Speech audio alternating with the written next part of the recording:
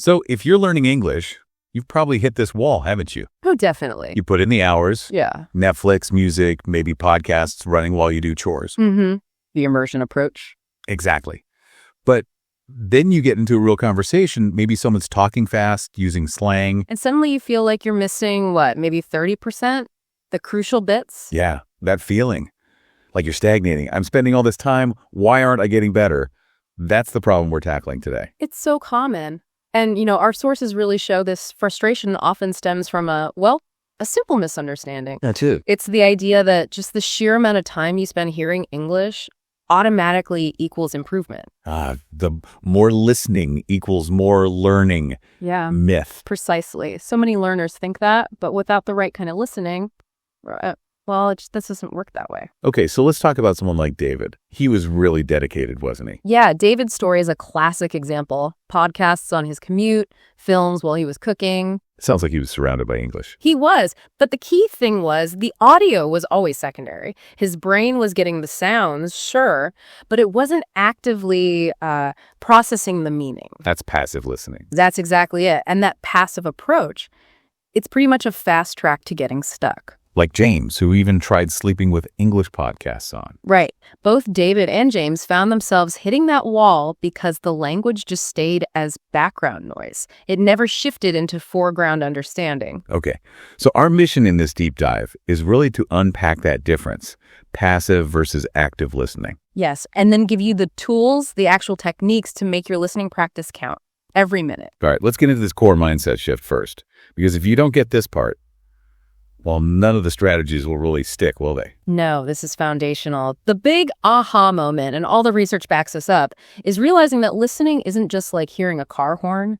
It's not automatic. It's a skill. It's a trainable cognitive skill. It takes active effort, real focus. I like the analogy used in the source material about learning an instrument, like the piano. Oh, yeah, the piano analogy is perfect. If you want to learn piano, just listening to, say, Beethoven for hours a day does nothing for your fingers. Exactly. You might recognize the tune eventually, but you can't play a single note. Your muscles haven't learned anything. So passive listening is like just hearing the music. Well, active listening is like practicing the keys, note by note, focusing on rhythm, on structure. Yeah. Your brain has to be involved. When you're passive, the brain's just skimming the surface, the sounds. But when you're active, you force your brain to connect those sounds to words, to grammar, to the context, the speaker's intention, all at once. That's the hard work James was avoiding with the all-night podcasts. He was near the pool, but he never actually jumped in and tried to swim, Okay, so the big takeaway here. Stop counting the hours and start thinking about the intensity. Absolutely. It's not how much you listen, it's how you listen. How engaged your brain actually is. Smart, focused practice beats just having English on in the background. And that's the challenge, isn't it? Active listening is tiring.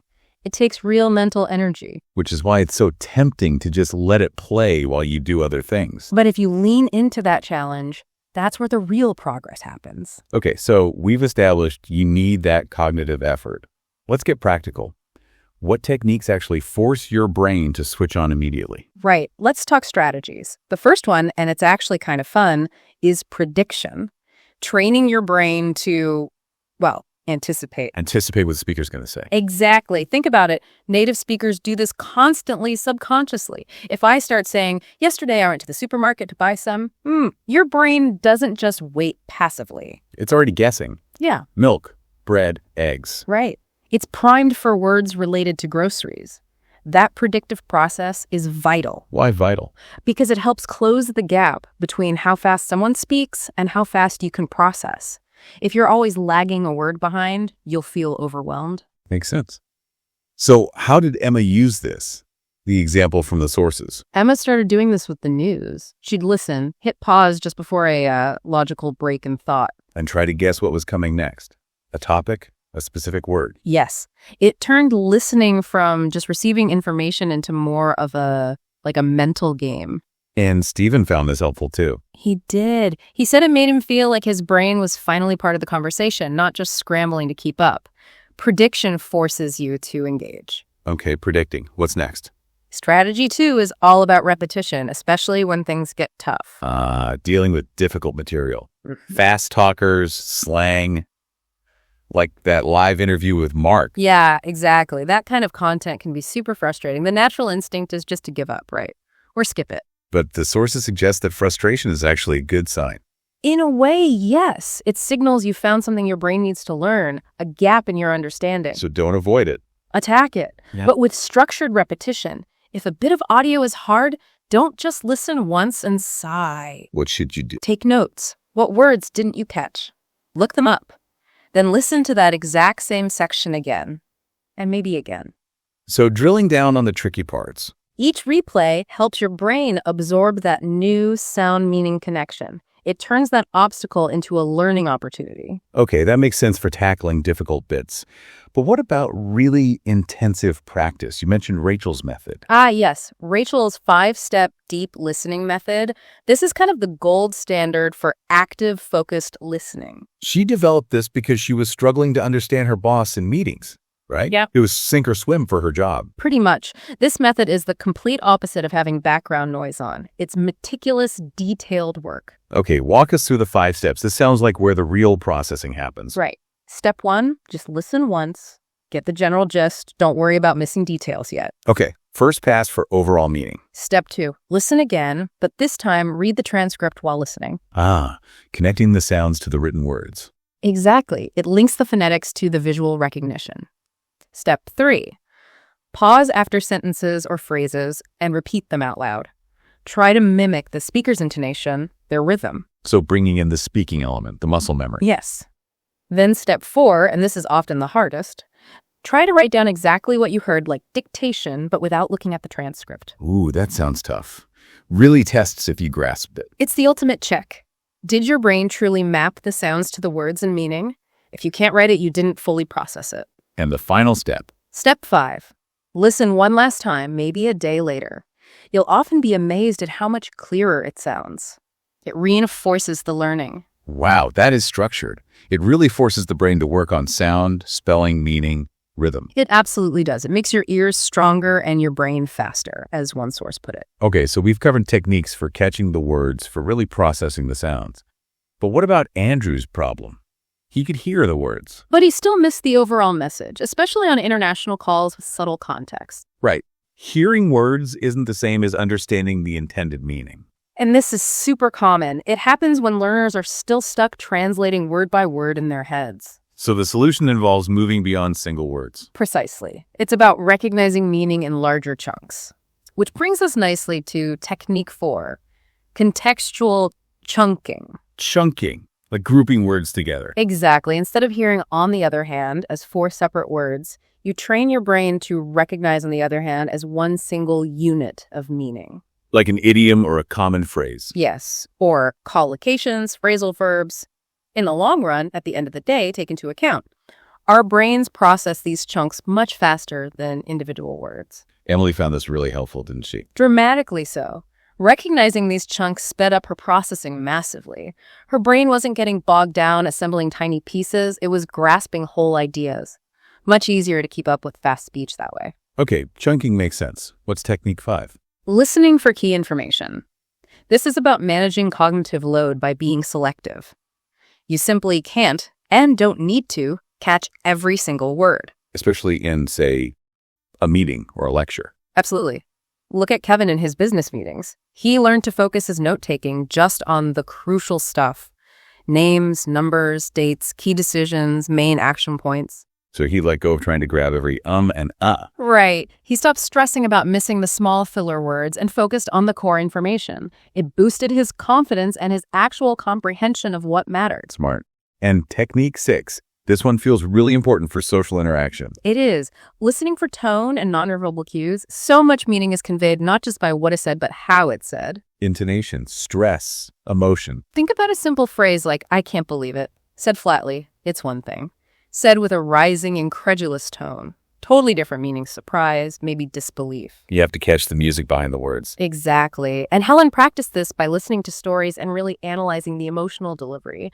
But it's also about nonverbal sounds. Like laughter or sighs. Yeah, or a significant pause before someone answers a question. These things can tell you more about someone's true feelings or intentions than the words alone. Active listeners learn to tune into these cues too. Okay, fantastic techniques there. Now, for our final section, let's talk about sustaining this. Motivation, making it relevant, and building stamina. Crucial points, because active listening, as we said, takes effort. You need ways to keep going. Tip 7 really hits on this, the interest factor. Basically, if the material bores you to tears, your brain is going to check out. It's just human nature. You can't force yourself to actively listen to something you find incredibly dull for very long. Exactly. Think of Lisa, who loved technology. She chose tech podcasts. They were complex, full of jargon, but she was motivated because she cared. And Clara with her gardening shows. Same principle. Because they were genuinely interested, the learning felt less like a chore. And importantly, the new vocabulary they learned. Like soil, moisture, harvest for Clara. It naturally started filtering into their own speaking because it was relevant to their passion. So find content you actually enjoy. Seems obvious, but maybe overlooked. Very often.